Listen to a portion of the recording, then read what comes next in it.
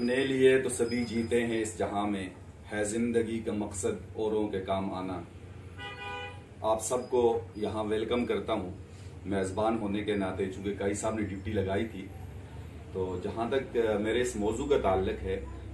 तो मैं ये समझता हूँ कि खुशी भाई बैठे हैं, हमारे सीनियर साहबी हैं, उज़ैर हैं, ये भी मेरे साथ एग्री करेंगे कि जिस तरह कहा जाता है कि जी सहाफ़ी जो है वो मुआशरे की आंख होता है। अब आंख तो अपना काम कर रही है, लेकिन बाकी जिस्म, स्पेशली अगर दिल दिमाग काम ना करे तो उन आंखों का कोई फायदा नहीं होता।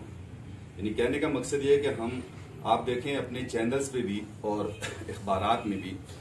जितने भी मसले मसाइल उनको उठा तो देते हैं, लेकिन कोई प्रॉपर फॉर्म नहीं होता कि जहां पे उसको हल किया जाए। तो वो कुछ दिन तो रहता है, उसके बाद फिर गायब, बस वो खत्म। तो इसका हमें इंशाल्लाह ये फायदा हो जाएगा कि कम से कम जो मसाइल हैं वो हम आपके सामने लाएंगे, जो आपकी मुख्तलिफ ज़ैली कमेटियां बनेंगी, तो वो अगर प्रॉपर तरीके से हमारा साथ देंगी तो इंशाल्लाह ये सारे मसाइल चुटकी बजाते ही हल हो जाएंगे। तो मैं ये समझता हूँ कि वाकई इसकी जरूरत थी, और सलाम पेश करता हूँ उन लोगों को कि जिन्होंने ये आइडियाज दिए। और आज मैं देख रहा हूँ कि ये गुलदस्ता, ये चमकते चेहरे, और इसके साथ साथ एक बात जो मेरे जहन में आई अभी यहाँ आने के बाद, क्योंकि पहले ये होता था कि मुझसे ज्यादा आप जानते हैं जो सीनियर बैठे हुए हैं कि बाकायदा जिरगा सिस्टम था या हुजरा सिस्टम था। मगरिब के बाद हर एक की यही कोशिश होती थी कि वो अपने बच्चों को घर पे बिठा के कम से कम नमाज का सबक, नमाज का तरीका, मुआशरे में चलने का तरीका सिखाते थे। और इशा के बाद फिर सब हुजरे में जाते थे, इशा की नमाज पढ़ते ही वहां बुजुर्गों की सिर्फ और सिर्फ बात सुनने के लिए। तो मुझे याद पड़ता है, यही हमारा इसी मोहल्ले में बाजार एरिया में बचपन गुजरा है कि अगर हम मंडी मस्जिद के पास भी ये ग्राउंड था, कभी स्पेशली वो बुलोरे जिन्हें हम लोकल जबान में कहते हैं, अगर वो भी खेलते थे, मुआशरे कोई भी मोहल्ले का बुजुर्ग सफेद दाढ़ी वाला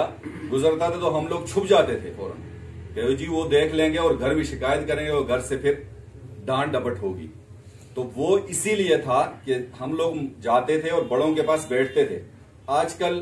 बड़े अफसोस से कहना पड़ता है कि सबसे पहले मैं और बाद में दूसरे, कि मगरिब के बाद तो हम इंडियन ड्रामे ही देखते हैं, और फिर इशा के बाद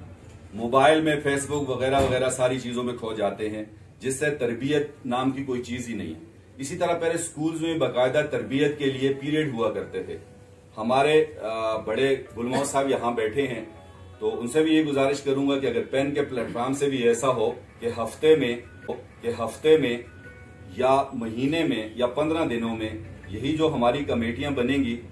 उलमा इकराम इसमें हैं, बड़े बड़े स्कॉलर इसमें हैं, वो मुख्तलिफ स्कूल्स में जाएं, चाहे वो आधे घंटे का पीरियड हो। मॉर्निंग असेंबली हम करते हैं, तो अगर कोई भी हमें टाइम दे, अगर हफ्ते में एक मरतबा भी हो, तो कम से कम वो चीजें दोबारा इंशाल्लाह मैं समझता हूं कि आ जाएंगी। बाकी